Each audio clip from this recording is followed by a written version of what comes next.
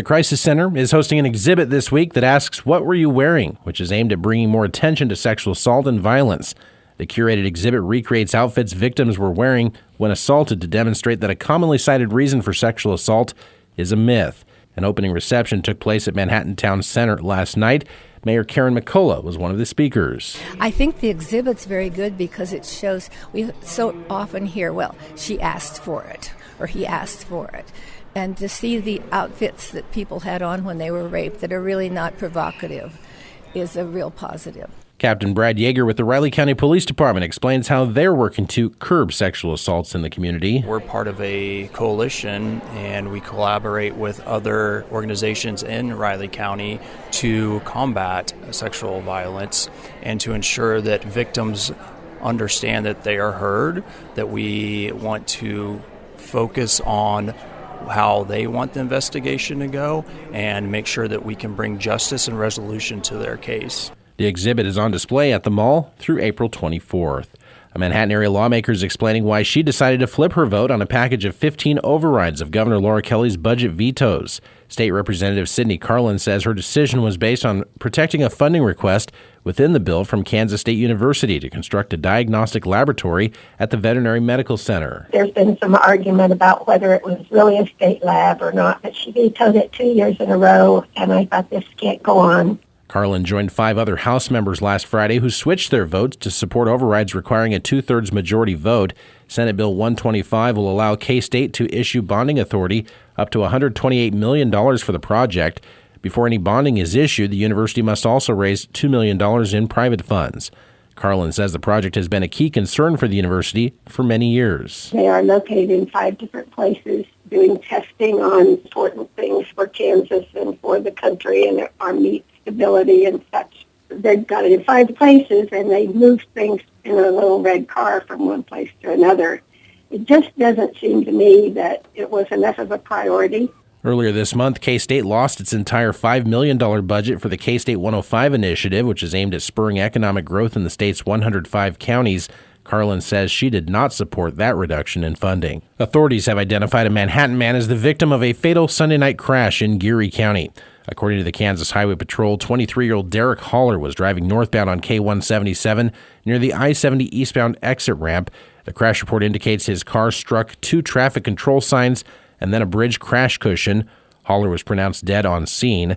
Kansas Highway Patrol was assisted on scene by deputies from the Geary County Sheriff's Office. Spring cleanup has been slightly extended in Manhattan. City officials have said there's been overwhelming demand and turnout this year from residents.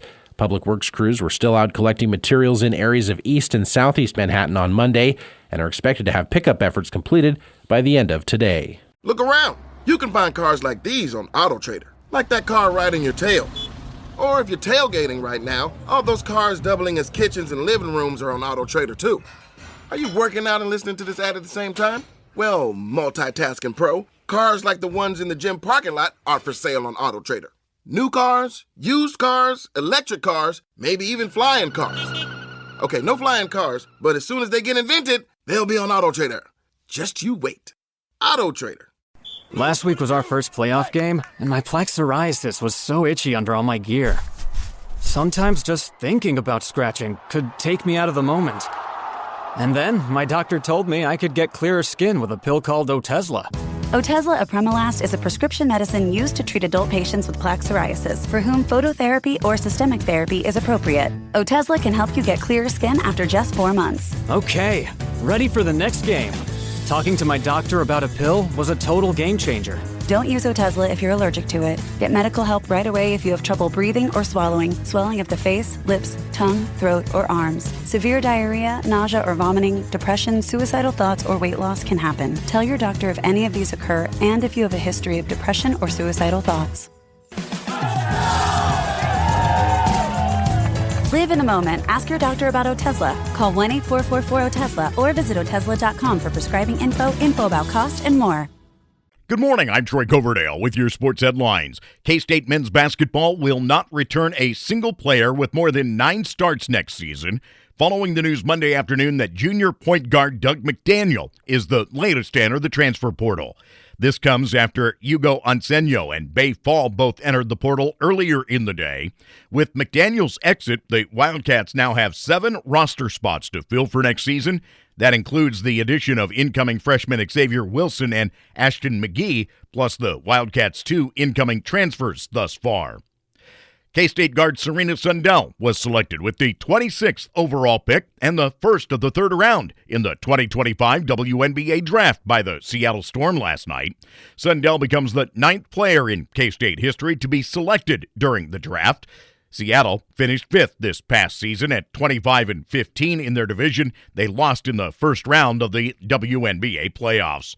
Sundell will be playing professionally in the same city as her brother, Jalen, who's an offensive lineman with the Seahawks.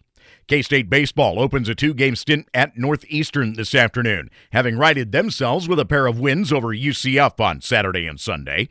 Pete Hughes Cats are 23-12 heading into the matchups. After the pair back east, the Cats will be back in state to face Kansas through the weekend. Today's first pitch is just after 1 on News Radio KMAN. Trent Grisham, Ben Rice, and Austin Wells each had solo homers off Seth Lugo in the 5th. The Yankees beat the Royals 4-1 Monday night. Kansas City's lone run also came on a homer. Bobby Witt Jr. homering against Carlos Carrasco on the 10th pitch of an at-bat in the 4th. Have a great day. I'm Troy Coverdale.